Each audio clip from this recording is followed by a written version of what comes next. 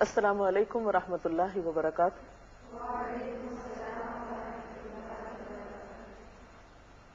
نحمده ونصلی علی رسولہ الکریم، اما بعد فاعوذ باللہ من الشیطان الرجیم، بسم اللہ الرحمن الرحیم، رب اشرح لی صدری ویسر لی امری واحلل عقدۃ من لسانی یفقہوا قولی۔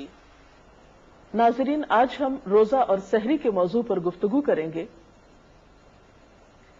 سحری روزے کا ایک اہم حصہ ہے۔ دوسرے لفظوں میں روزے کی ابتدا سحری سے ہوتی ہے۔ یہ سحری کیا چیز ہے اور اس کی کیا اہمیت ہے اور اس کا وقت کب ہوتا ہے؟ قرآن پاک میں اس کے بارے میں اللہ سبحانہ وتعالی نے فرمایا، کلوا واشربوا حتی یتبین لکم الخیط الابیض من الخیط الاسود من الفجر، کھاؤ اور پیو یہاں تک کہ واضح ہو جائے تمہارے لیے سفید دھاگا سیاہ دھاگے سے فجر کے وقت۔ جب یہ آیت نازل ہوئی تو ایک صحابی نے رات کے وقت اپنے سرہانے کے نیچے ایک سفید دھاگا رکھ لیا اور ایک سیاہ دھاگا رکھ لیا، اور وہ رات بھر دیکھتے رہے کہ کس وقت ان دو دھاگوں کا فرق معلوم ہوگا۔ جب وہ اس چیز کو پہچان نہ پائے تو انہوں نے نبی صلی اللہ علیہ وسلم سے اس بارے میں ذکر کیا، تو آپ نے فرمایا کہ اس سے مراد سیاہی شب کی دھاری ہے اور سفیدہ صبح کی دھاری ہے، یعنی جب رات اور دن آپس میں الگ الگ نظر آنا شروع ہو جائیں، یا دن کا آغاز ایک طرح سے یا فجر کا آغاز ایک طرح سے نمایاں ہونے لگے، تو وہ وقت سحری کا وقت ہوتا ہے۔ نبی اکرم صلی اللہ علیہ وسلم کے زمانے میں سحری کے لیے آذان ہوا کرتی تھی۔ ایک متفق علیہ روایت کے مطابق حضرت عائشہ رضی اللہ تعالی عنہا سے روایت ہے کہ حضرت بلال رضی اللہ تعالی عنہ رات کو سحری سے قبل آذان دے دیا کرتے تھے۔ چنانچہ آپ صلی اللہ علیہ وسلم نے فرمایا کہ اس وقت تک کھاؤ پیو جب تک کہ ابن ام مکتوم آذان نہ دے دیں، اس لیے کہ ابن ام مکتوم ایک صحابی کا نام ہے، اس وقت تک آذان نہیں دیتے جب تک فجر نہ ہو جائے۔ اور سحری میں یہ بات بہت اہم ہے کہ انسان کچھ نہ کچھ کھا لے یا کچھ پی لے، کیونکہ بغیر کھائے پیے روزہ رکھنا کچھ پسندیدہ نہیں۔ نبی اکرم صلی اللہ علیہ وسلم نے 2 بار فرمایا، تم لوگ وصال سے بچو یا صوم وصال سے بچو۔ اہل کتاب اور مسلمانوں کے روزوں میں جو فرق ہے وہ سحری ہی کو قرار دیا۔ مسلم کی ایک حدیث میں آتا ہے، عن عمرو بن العاص قال قال رسول اللہ صلی اللہ علیہ وسلم فصل ما بین صیامنا وصیام اہل الکتاب اکلۃ السحر۔ حضرت عمرو بن العاص رضی اللہ تعالی عنہ کہتے ہیں کہ نبی صلی اللہ علیہ وسلم نے فرمایا کہ ہمارے اور اہل کتاب کے روزوں کے درمیان سحری کھانے کا فرق ہے۔ اور پھر آپ صلی اللہ علیہ وسلم نے اس کی مزید تاکید بیان کرتے ہوئے فرمایا کہ سحری کھانے والوں پر اللہ تعالیٰ کی رحمت نازل ہوتی ہے۔ مسند احمد کی ایک روایت کے مطابق آپ نے فرمایا کہ سحری کھانا باعث برکت ہے، اسے مت چھوڑو چاہے کوئی ایک گھونٹ پانی ہی پیے، کیونکہ اللہ سبحانہ وتعالی اور اس کے فرشتے سحری کھانے والوں پر رحمت بھیجتے ہیں۔ حضرت انس سے بھی روایت ہے، قال قال رسول اللہ صلی اللہ علیہ وسلم تسحروا فإن فی السحور برکہ، کہ سحری کیا کرو کیونکہ سحری کرنے میں برکت ہے۔ گویا یہ ایک بابرکت کھانا ہے اور پسندیدہ ہے۔ اس سے یہ پتہ چلتا ہے کہ ہمارا دین ہمیں اعتدال سکھاتا ہے۔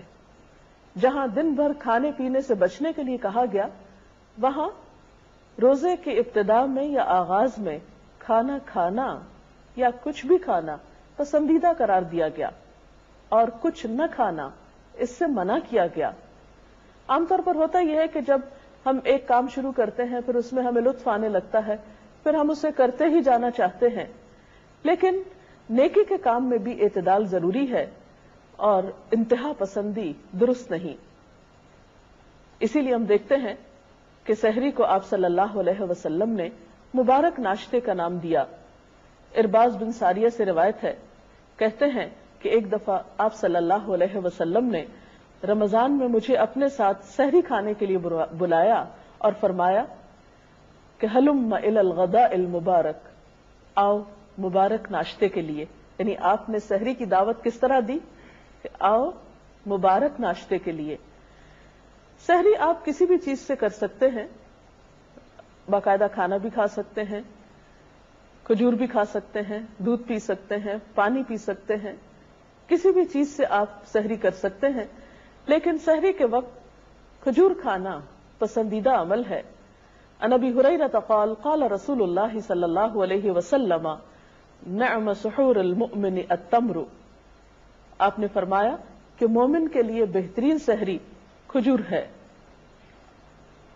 اب سحری سے متعلق کچھ چیزیں ایسی ہیں کہ جن کا ہمیں خیال رکھنا چاہیے۔ عام طور پر بہت سے لوگ صرف سحری اس لیے نہیں کھاتے کہ وہ صبح اٹھ نہیں سکتے یا ان کو اٹھنا مشکل لگتا ہے۔ تو ظاہر ہے کہ اگر ہمیں یہ معلوم ہو کہ سحری کھانے والوں کے لیے فرشتے دعا کرتے ہیں اور یہ ایک بابرکت چیز ہے اور سحری کھا کر روزہ رکھنا زیادہ اجر و ثواب کا باعث ہے، تو ہم اس کے لیے کوشش کریں گے۔ لیکن کوشش کس طرح کی جائے؟ تو اس میں پہلی چیز تو یہ ہے کہ رات کو جلدی سویا جائے۔ ویسے بھی آپ صلی اللہ علیہ وسلم کا طریقہ یہ تھا کہ نماز عشاء کے بعد آپ باتیں کرنے کو ناپسند کرتے تھے اور سو جایا کرتے تھے۔ تو گویا اگر رات کے وقت انسان جلد سو جاتا ہے تو صبح سحری کے وقت اٹھنے میں اس کو مدد مل سکتی۔ پھر اسی طرح یہ ہے کہ اگر کسی کو اس وقت کھانا پکانے میں مشکل ہو تو آپ یہ بھی کر سکتے ہیں کہ رات کے وقت کچھ تیاری کر کے سو جائیں، اور اگر کھانے کو دل نہ بھی چاہے تو کوئی ایسی چیز اختیار کر لیں جو آپ کی پسندیدہ ہو، یا پھر یہ ہے کہ اس وقت آپ تھوڑا سا ہی کچھ لے لیں، کیونکہ آہستہ آہستہ یہ عادت آپ ڈیولپ کر سکتے ہیں۔ اگر ایک دن آپ تھوڑا سا کھائیں گے پھر دوسرے دن تھوڑا اور کھا سکتے ہیں۔ اور پھر یہ بھی ہے کہ کھانے میں اعتدال برتنا چاہیے، ایسی چیزیں کھانے سے بھی پرہیز کرنا چاہیے کہ جس سے آپ کو تکلیف ہو اور آپ کو بھاری پن محسوس ہو، کیونکہ اس سے پھر عبادت کی لذت ختم ہو کر رہ جاتی ہے۔ بعض اوقات یہ دیکھا گیا ہے کہ لوگ سحری کے وقت سے صحیح فائدہ نہیں اٹھاتے۔ سحری کا وقت ایک بہت بابرکت وقت ہوتا ہے، اس وقت دعائیں قبول ہوتی ہیں، اس وقت اللہ کے حضور جھکنا اور خشوع و خضوع سے نماز ادا کرنا ایک بہترین عبادت ہوتی ہے۔ اگر اس وقت تھوڑا بہت کھانے کے بعد انسان اپنے وقت کو ذکر الہی میں گزارے تو یہ انسان کے لیے بہت سعادت کا باعث ہو سکتا ہے اور اس کی روحانی قوت میں مزید اضافے کا سبب ہو سکتا ہے۔ لیکن یہ دیکھا گیا ہے کہ بعض اوقات لوگ اس وقت پھر سو جاتے ہیں۔ یہ سونا یعنی سحری کے وقت سحری کھا کر پھر سو جانا دو اعتبار سے نقصان دہ ہے۔